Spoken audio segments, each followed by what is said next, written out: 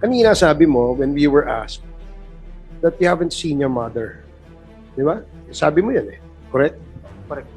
And then, you grew up with your father. Correct po. Di ba? Sa birth certificate mo, unknown yung father mo eh. Yes, Congressman Flores. BI, ito, nagugulan ako BI, was Mr. Henry Bigay registered as an alien with BI? Sir, he is registered as Henry Kayang as a native-born Chinese. Native-born Chinese. Yes, Your Honor. So he's a Chinese national as registered in your record. As far as we are concerned, yes, Your Honor. And somebody registered him as such. Yes, Your Honor. Who made the registration? I don't have the record, Your Honor, but we can probably check it during the next meeting. From the testimony of Henry Bigay, he said that he never had any contact with his mother. So it's impossible that the mother registered him as an alien, correct? I would not know who registered. We still have to check the record, Your Honor, who registered But it would him. be safe to assume siguro na it's the father. Kasi yung nanay niya, hindi niya nakita, di ba? You can say that, Your Honor. Yes. So if the father is a Chinese national, registers the son as a Chinese national, how can he be a Filipino citizen? By the Constitution. So you treat yourself as a Chinese citizen in one government agency and treat yourself as a Filipino citizen in another government agency. Yeah. Oh, no. DFA. So, sa renewal ng passport niya, you said that in the question, whether or not he holds another passport, he answered in the negative, correct? That's correct, Your Is that application under oath? Yes, Your Honor. What would the impact, what would the effect be on a person who falsely claims to be one? This would be a violation of the Passport Act, Your Honor, unless there's just reasonable justification for this. But this warrants, Your Honor, investigation, and we are conducting the investigation. You're conducting the investigation. How many Yes. times has he renewed his Philippine passport? 3 times. Your 3 Honor. times. And in all the times that he renewed his passport, did he answer in the negative? When asked with the same question, whether or not he possessed another passport. I only have before me, Your Honor, the latest. Can we find out in his previous applications? We will, Your Honor. Thank you, Mr. Chair. Thank you, Congressman Flores. Just additional question kay Mr. Bigay. Kanina sabi mo, when we were asked, that you haven't seen your mother. Di ba? Sabi mo yan eh. Correct? Correct. And then, you grew up with your father. Correct. Di ba? Sa birth certificate mo, unknown yung father mo eh. So, ang question natin dun sa tungkol sa kanyang citizenship is now more complicated than Mr. Chairman, I think we need to invite the father. If I am going to look at the personality of Mr. Henry Bigay, parang biktima nga itong taong to eh, of his father. But of course, when he renewed his passport, he already have the responsibility of answering all those questions pertaining to your true nationality. Actually, it's hard for us, no? Kasi nga parang alam natin na may failure, may deception. There is a deception, deceiving the other agency and the other agency as well. And then when you renewed your passport 3 times, no? That is under oath. You lied to this government, and you have responsibility to take. But if you're going to look at the live birth niya, it is the mother and the father who established that unknown ang maging father. So wala pa siya nun eh during that time. And the registration in the ano ba yun? BI, sa Bureau of Immigration, I think it's also the father who did that. And during the renewal of this expiration of 3 times, most likely, I really don't know. I'm giving you the benefit of the doubt, Mr. Henry Bigay, that you really don't know what transpired during the renewal of your passport. And as a matter of fact, it's better for you to tell us nung a while ago when the chair have told us that there is an existing Chinese passport, no, sa'yo. Eh, nagulat kami na meron ka palang another passport. Actually, talagang gulong-gulo ako ngayon, ha? Gugulan ako talaga. But fortunately, we uncovered this, and most likely, ganito ang mga nangyayari sa mga sitwasyon that is happening all over the country. And this is very critical, ladies and gentlemen. No? We need the help of each and every one of us. Sana, Mr. Bigay, maki-cooperate ka fully in this committee. We can see in your face that somehow parang ano siya. But of course, the liability will always be there. Mr. Chair. Mr. Chair. Okay, thank you, Congressman Fernandez. Congressman, To be fair with Henry Bigay, so, sir, can you answer na lang, why would you answer in the negative po when you were asked in the application for the renewal whether or not you had you possessed or owned another passport? Because it has different name. Because it's a different name. Yeah. But you use the same name, but you know it's the same person. Yeah, but I think it's two different personalities. Just because you use two different names, there's two different personalities. Come on, sir. You know. Pero, you know, ewan ko, baka mas maipit ka pala. Mr. Chairman, kasi nga parang feeling ko, I think the father have to be here and to clarify everything. Because this guy, no, kung babawasan mo yung 7 taon niya doon, he was like 25 years old when he was appointed as a chairman or incorporator of the TATAY International. And being young as he may be during that time, let's give the benefit of the doubt to this person, Mr. Chair. No? I agree. Unless the father appear on this on the next hearing, we'll be shedding light on all of this. I agree, Mr. Chair. But at And the same time, he's already of age, Mr. Chair, when the passport was renewed. So he has to take some form of responsibility. Then I'm sure he's a good businessman. He's been in the Philippines for so long. Maybe it's just a practice among Chinese Filipinos to do this, but it's a practice that should stop also, because it's not only confusing among and between government agencies that we have, di ba? It's also confusing to the general public.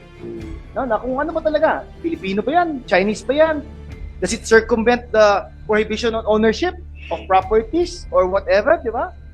Kasi may limitations din ang rights ng isang foreigner, di ba? So, he cannot have the best of both worlds if something prohibits it, di ba? Or if some law in the Philippines prohibits it. And most especially, Mr. Chairman, if they are in the business of trying to purchase a lot of properties. Being a Chinese national and owning so many properties, that is prohibited under our Constitution. So yun yung mga repercussion ng ginawa ninyo, no, Mr. Henry Bigay. As much wanted to see beyond your angelic face, no? Pero baka there's sinister, clandestine, you know, we don't know. But for now, I believe that you are somehow a victim of your father. Yun lang nakikita ko dyan. Di ba? But tama naman yung sinabi ni Congressman Flores. He is already of age and he's schooled, in fact, well-schooled. And he should know that there are repercussions in things like this that he did. No? But Mr. Chairman, you have to remember, when we ask if he's the president of the different corporations, hindi niya alam kung ano ang kanyang kung sino siya doon. And Pero that makes an additional feeling from this representation that somehow he was somehow used. In fairness naman, Mr. Chair, I don't think there might be any criminal intent on the part of Mr. Henry Bigay. I'm sure he didn't mean siguro to to be like, to circumvent the laws. But if it is a practice that is existing among Filipino Chinese, that we have here in the Philippines, it's something that should stop. No, it may be more coordination between the government agencies like BI and the DFA, including the DOJ, that may be needed as a result of this investigation, Mr. Chair. But again, it's something that should stop. No, kasi una, hindi naman tayo nakakakuha ng Chinese passport, diba? Or something like that. No? In addition, Mr. Chair, last na po. Kasi na, may sinabi si Henry Bigay kanina that more or less ang sinabi mo, 7 corporations. But I believe hindi lamang yung 7 corporations. Can you kindly submit to this committee how many corporations that you and your father have, and all the incorporators that are included on those corporations? Can you kindly submit to this committee? Yes, po. Thank you so much, Mr. Chair. Thank you, Congressman Fernandez. We know that you're in a very difficult situation. Napakahirap malagay dyan sa pwesto mo. Kung sakaling matuloy yung gera between China and Philippines, napakahirap ng iyong kalagayan. So you will have to denounce one. So anyway, is there anything else that the members would like to discuss? Mr. Chair, kasi a while ago, we were like asking all those who have been served with the show cause order to appear. Magkakaroon po tayo ng motion to subpoena them, di ba? That's correct. Yeah. And having said that, Mr. Bigay was here to base the music with us, and I would like to commend you for that. But others na dito, I think we have to issue a subpoena for the others. Kasi baka they have the same situation, di ba? Baka the same kind of situation that Henry Bigay is in right now with those people that we are going to invite. So thereby, kung ganun po, talagang nagiging kalakaran na po to. And PSA have a big responsibility. Chairman, yung na-realize natin in the last hearing that nakakapag-issue ang PSA without the validation coming from the LCR. Kaya, sino ang paano nakakapag-issue ang PSA without validation na nanggagaling sa LCR? Bakit merong nakapag-release kayo ng certificate? It's a system, di ba? Okay. Sir, I clarify for that issue. On a particular case of Willie Ong, wherein the LCR said they had no record on file, but in 2001, the former civil registrar has officially endorsed the transcription of the birth record of Willie Ong based on the registry book, based on the official endorsement. Kailan yan? Kailan? 2001. 2001. Yes. So, wala pang yan. So wala in pang, 2001, wait, ma'am. Wala pang automation. Manual pa lang yung pagbibigay niya ng mga nanggagaling sa LCR. Itong mga validated na nila. Nakita na nila yung mga kung sino father, sino mother, nagkaroon na ng interview, and then it was submitted to the provincial. not through the provincial, sir, because under the ITP1, that was before, that was the time when we conducted a mass scanning of documents. So we started 1999, yung contract. So the first and the second year was the first phase of the project is on the mass scanning of all the documents filed at the PSA, the former NSO. It includes endorsement, wherein yun po yung case ni Willie Ong. The first time na nag-apply po siya sa outlet, it was a negative certification, and based on the process, pupunta yan sa local civil register, they have to request for endorsement kung available or to file a delayed registration. In the case of Willie Ong, nag-endorse po yung former civil registrar ng document based on the transcription as I've mentioned, Your Honor. But prior to that memorandum circular, nirelax kasi, di ba? So, noong 2001, what are the requirements Sir, Willie pertaining Ong- to the late registration? Sorry, sir. Willie Ong is not actually a delayed registration case. It's a timely based dun sa document na pinadala po nila. But it's an endorsement case, meaning wala po kaming kopya sa NSO. But yung local, siya po yung nag-endorse. There's a presumption of validity na meron siyang record from the So, ang registry book. nag-endorse siya galing sa LCR. Yes, sir. Asan yung dokumento that he was being endorsed by the LCR? Yeah, that we have Were already you able to submitted. secure it from Uh-uh. year 2001? We can resubmit, sir. Have you but- seen it? Have you seen it? Yes. Did you bring it? We'll submit again another copy, Your Honor. So 2001 in-endorse niya sa NSO, that was NSO pa, sir. the NSO. So you have a received copy from NSO. Yes po. We received the endorsement from the November 27, 2001. That's the time when we received the document, which was prepared by the former civil registrar on August 31 of 2001 based on the certification. And there's an official endorsement submitted.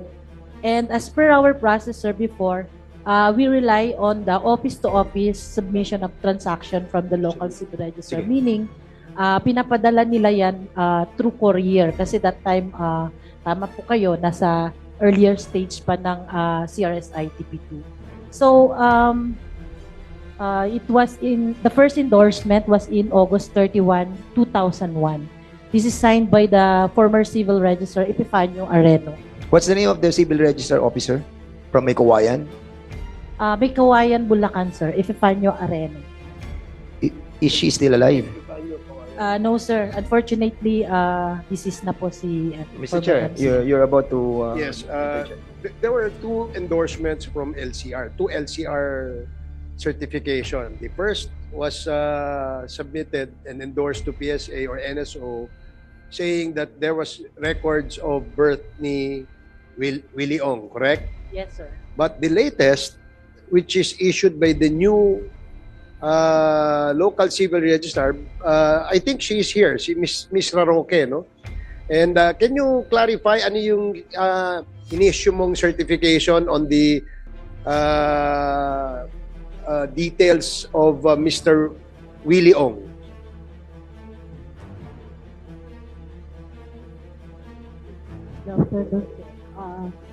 Bali, hello. Nag-issue po ako ng certification na wala po talagang record sa amin. Si Mr. Willie Ong na allegedly pinanganak po nung May 29, 1977 and with registry number 127. Bali, wala po kaming registry number na 127. Ang meron po sa amin, 127B-77. Tapos po, ibang pangalan po yung nakaregister. So ibang pangalan yung registry number na yon. Po. Hindi yun Mr. Willie Ong. Hindi po. Okay, correct. Now, sa PSA, if I may continue, Congressman Fernandez, with your indulgence, yung in-issue ni Mr. Areno, the local civil registrar in 2001, was just an endorsement to PSA sa NSO. Yung mga endorsement na yon will now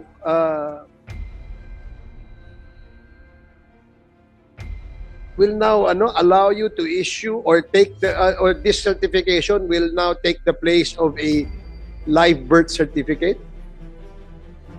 Sir, as per the procedures on the civil registration, if the original copy is not available, because there are 4 copies that is being prepared during the registration, for reasons like nasunog, nawala na yung record, they can refer it to the registry book.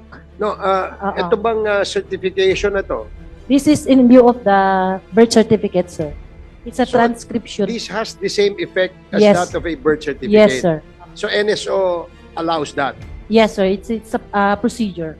So, okay. So, dahil merong LCR endorsement, na ito yung details about Mr. Willie Ong, you are now will be allowed to issue a certificate of live birth. Yes. But first, sir, we verify on the specimen signature of the officer and whether they are authorized. No, since ang official or permanent civil registrar at that time is Epifanio Areno. the document is scanned and loaded in the database. Okay, kasi ngayon, nag-issue naman ito si Miss Raroque. Pinaka-latest was May 22, 2024. Di ba? Just a month ago. Sinasabi niya rito that there are no records of Mr. Willie Ong. Okay? And the registry number assigned by the previous LCR to Mr. Willie Ong with registry number 127 is not, based on the records of Raroque, is not in the name of Mr. Willie Ong, but another name. Now, dahil ito, I would probably surmise that itong ginawa nung dating civil register using the registry number 127, parang may konting deception dito. Merong hindi nagsabi ng totoo. Di ba? Agree, Your Honor. That's why our fraud management division has already conducted investigation. In fact, dalawang visit na po kami nag-conduct ng ocular, and we find out that even in the registry book for the month of June, yung kay Willie Ong po ay hindi po siya existing. So we have already submitted request to the Office of the Solicitor General for the cancellation of the birth record of Willie Ong based on the result of the investigation. Your Honor. Yan. No? Kasi dito mag-uumpisa lahat ng mga kakansilin yung passport, pupurpit yung kanyang mga lupang binili, ika-cancel yung kanyang SEC registration sa mga kumpanya niya. Napakahalaga kasi nung kanyang birth certificate because he has misrepresented himself as a Filipino. So, kaya importante talaga ito. So, with this document now that we have, this is now the one that will prevail, correct? Kasi siya yung Miss Raroque yung nag-issue nitong bago eh. At lumabas dito na ginamit yung registry number ng ibang tao. At hinakaw ni Mr. Willie Ong yung registry number ng isang tao. Yeah. So, yun. Mr. Chair, I believe the PSA have already written the OSG, no? What's the action taken by the OSG? Can we ask the OSG? Nandito ba ang OSG? OSG. Di ba meron tayong, the last time, nandito ang OSG, ah? BIR and OSG, yeah? Yes, sir. BIR. Nandito ba ang OSG? Wala po ba? Absent. Ako, ayan ang ano. Unisys, may tatanong lang po ako. So, build, operate, transfer yung contract natin to sa first concession agreement natin with the government. Di ba? Yes, Your And Honor. it's 3.5 billion. Di ba? We're talking less. So, how much more time ang natitira para may transfer mo po sa government yung ano? Well, for the ITP1, the contract is already completed. So it started from 1999 to 2016, Your Honor. So consummated So na lahat. That's the So, ang first nag-ooperate na ngayon, PSA? No, we are on the CRS Phase 2. That's the Phase 2 of the project. And that, What is written in the concession? The first phase 1? so it's a different, a separate contract. Yeah. Honor. The first phase is what we call Civil Registry System Information Technology Project, Phase 1. And that is from 1999 to 2016. And then the second phase is what we call Civil Registry System Information Technology Phase 2, which started from September 30 of 2016 until September 30 of 2020. Okay, So sa that would be 12. Yeah, sa phase 1, kung 1999 yan, natapos ng 2016, that is already 17 years. So you handle the BOT for 17 years. Correct? For the Phase 1. For the phase 1. So yung 3.5 billion na supposedly na ginastos dito ng Unisys were already recovered by the Unisys. Am I correct? Na-recover yun na. 17 years. Na-recover nyo na yung 3.5 billion. That I need to check. Yeah. Because how many years are being written on the concession agreement between the PSA and the Unisys for the phase 1? For for the phase 1, it's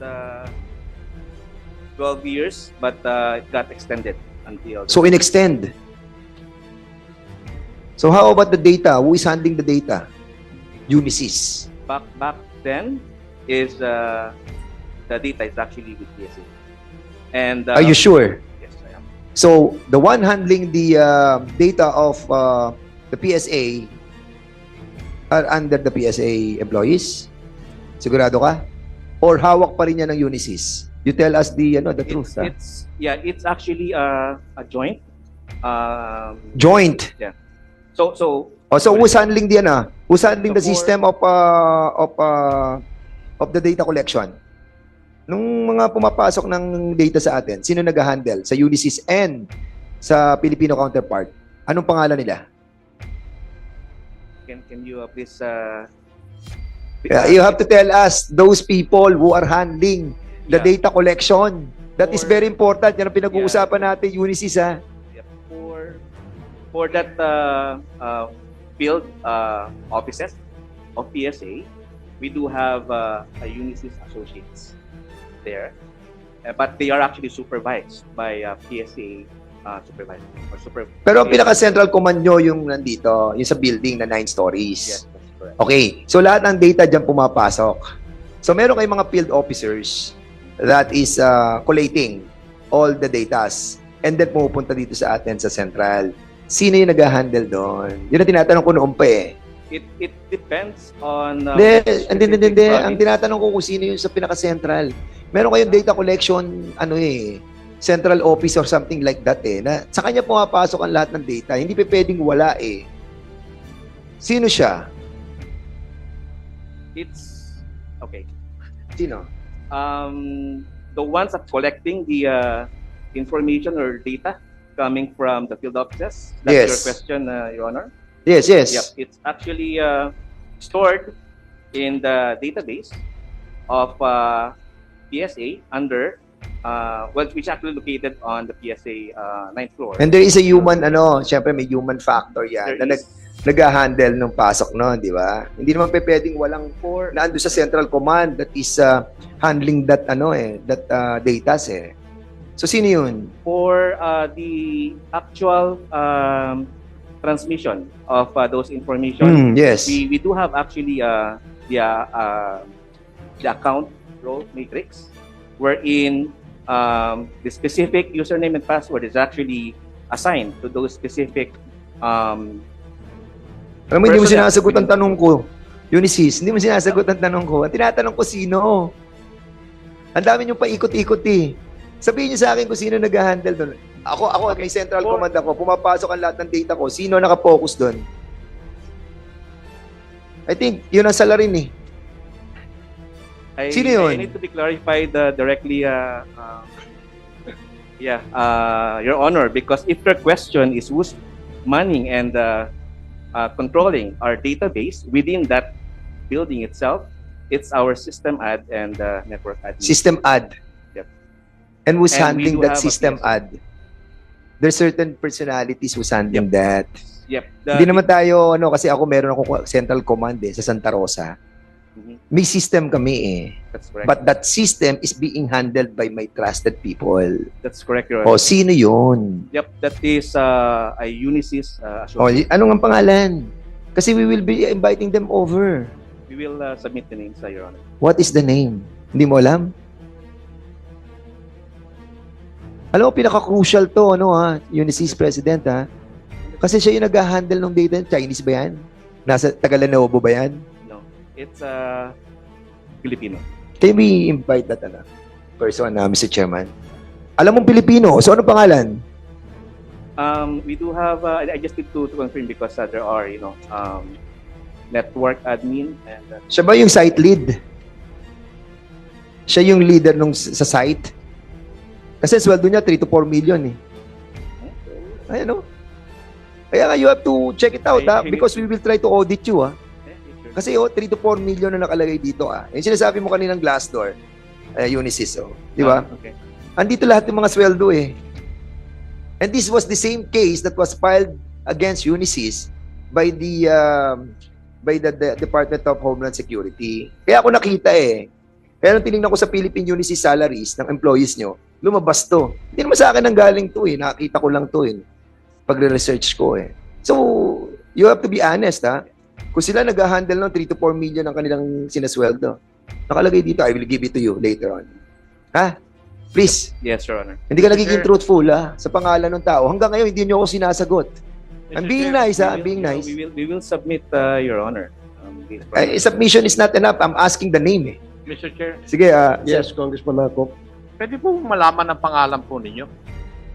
My name is Edwin C. Angolwan. Kayo po ang I'm the president of the Unisys Managed Services Corporation. kasimple-simple po yung hinihiling ni Chairman Fernandez hindi nyo po may bigay. I apologies on that, Congressman Atok, but I would like to really get the exact questions, the question being asked before I can provide. But yeah, that's a miss on my part, Congressman. Nasa technology po kayo, di po ba? Yes. Yes. Siguro isang text nyo lang dun sa kwan ninyo, malalaman nyo na before the day ends. Di po ba? Yes, Your Honor. Yes. So, before the day ends, masasagot nyo na po yung katanungan ni Chairman Fernandez? Yes, Your Honor.